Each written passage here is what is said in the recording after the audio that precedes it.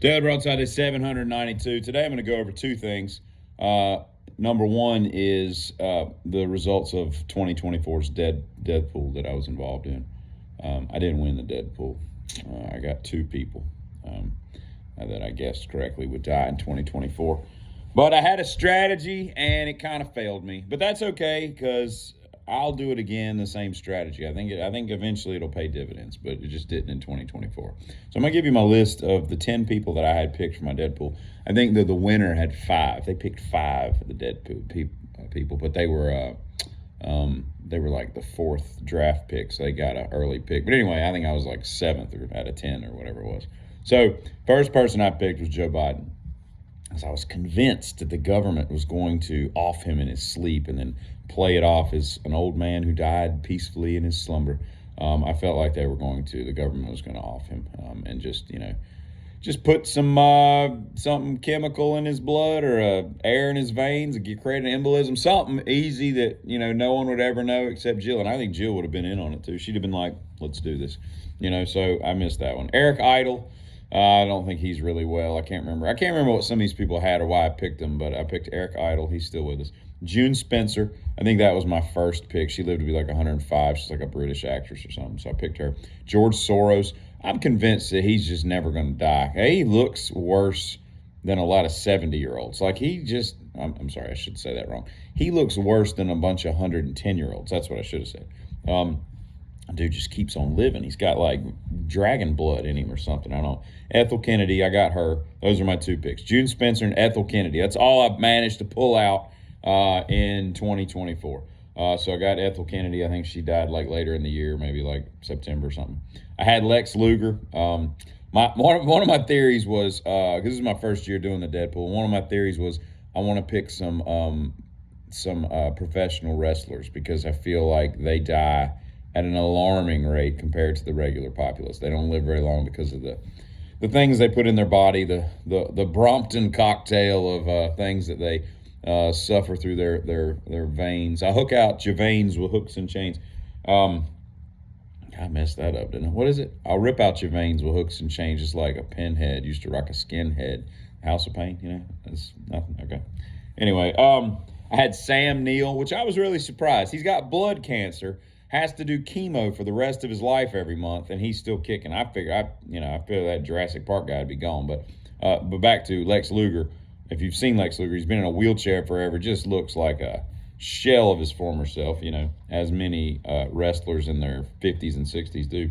Bam Margera, I figured he'd do something dumb, wreck a car into a tree, just drink himself into oblivion and then mix it with some cocktails and some pills and just not wake up, Jake the Snake Roberts, who I really like, very good documentary. I can't remember if it was just about him or he made it or whatever. I think, it was just about him, like his recovery of just, trying to get back on this earth.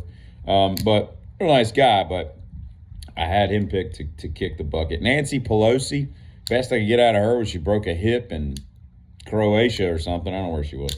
And but she's still alive.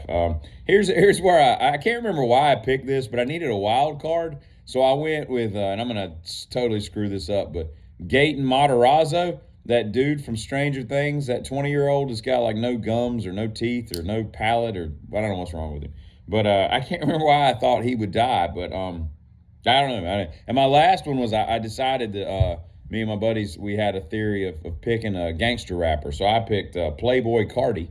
I don't know who that is, but he seemed ripe for getting shot in the parking lot of a recording studio or something, how they tend to do. So I figured that was good. Between the pro wrestling and the gangster rappers, I figured I'd have a shot. And I ended up with the 2. I lost the whole thing.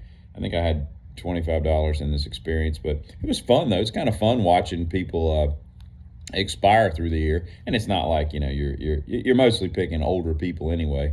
You're not picking people in their 30s, or it wouldn't be that fun. Nobody would die. But so what I'm getting at is all these people expect to be dead. The second thing I'd like to talk about is I'm going to list like a dozen bands or so that I one of these days near me soon in the near future, I'm going to just buy their entire catalog. These are bands that I've always wanted to get into. I know some stuff. I may own an album or two, but I don't own all their stuff. But I feel like I would really, really, really like everything they've ever done. First one is David Bowie. I don't think I own any David Bowie albums, but everything I've ever heard by him, I love. From Fame to Moonage Daydream, like the stuff I've heard is really good. And I want to just go out and just buy every record he's ever done. And I'm sure there's some duds in there, but I've done this in the past. I did it with the Doors back in the day. I did it with Elton John. I just go buy their entire catalog and I love it. It's not a bad idea. You realize that the albums really are worth the money, right? Second one is Tom Waits. I know a lot of Tom Waits, but he's put out so many dang albums. I think he's a very prolific guy. And everything I like, everything I've heard about him, I love. I love his raspy voice and his weird songs and all. And I just want to buy everything he owns. Nick Cave and the Bad Seeds. Love the dude's voice. I know very few songs, but the ones I've heard, again, I really like. I own nothing of his, but I want to just get all of his crap, right? The Cure. I don't own any of their things, but once again, everything I've heard is phenomenal, and I would have never said this one, and the next one is Depeche Mode. I own the Violator album, and it's absolutely phenomenal record if you've never heard it from start to finish.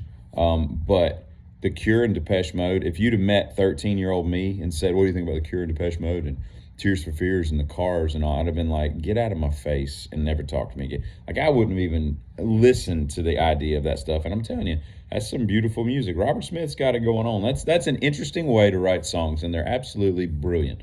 The next one is Bad Brains. I don't own any Bad Brains, but I've really liked what I've heard before. UFO, I've heard very little, but very good stuff. I'd like to get all of their stuff, particularly all the 70s things. The Melvins, I own the Houdini album, which is phenomenal, and I feel like there's nothing that they could do wrong because it's that good of music, right? The Sword, which is an older, well, I say older, they're no longer together, but it's like they're kind of a stoner doom rock band, but I found them on Pandora or Spotify one time. I'm gonna tell you what, that's a bad band, and I want to go buy all their stuff. De La Soul, I only know their hits, but I've been told by other people that if you get into them, you'll never look back. Like, they're that good, and their hits are really catchy too. So I think that they got a little humor mixed into it, so I could go with that. The Smiths, I'm not necessarily a Morrissey fan for like his solo stuff, but I really like what I hear from the Smiths, even though stuff's kind of similar. In Excess, all I know is the Kick album, but I've been told that they've got some phenomenal things. And lastly, Elvis Costello, which I wouldn't have ever said that because I never liked like Allison and his hits when I heard them. But the more I listened to it, the more I realized that and I think part of it was I had an English teacher throughout high school. I had him like 3 years, and I didn't fail. Like, he did a bunch of different things, but he loved Elvis Costello, and I found that to be the antithesis to like all the metal I was into. You know what I mean? You can't like Sepultura and Elvis Costello. But now in my late 40s, I realize yes, you can.